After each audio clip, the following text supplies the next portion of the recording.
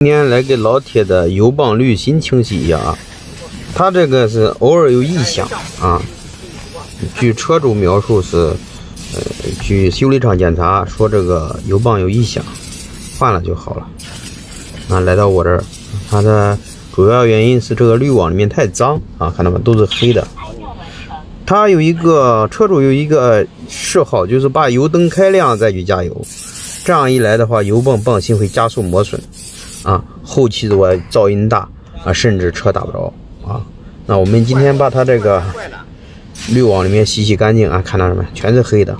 他经常是在中石油加油的中石油加油说那边买的便宜，汽油买的便宜啊，这个油就质量不怎么样啊。我们给它外边洗干净，把这里面全部清洗干净，看多脏啊！洗干净，把它这个泵芯换掉就可以了。那这边是一个新的泵芯啊，给它安上去就可以了。老铁如果需要旋翼上的泵芯，可以直接微我，小张有这个配件的。换个泵芯，如果有条件的话，再换个滤网。我回头找找看能不能找到这样的滤网，就完美了啊，不用换总成了。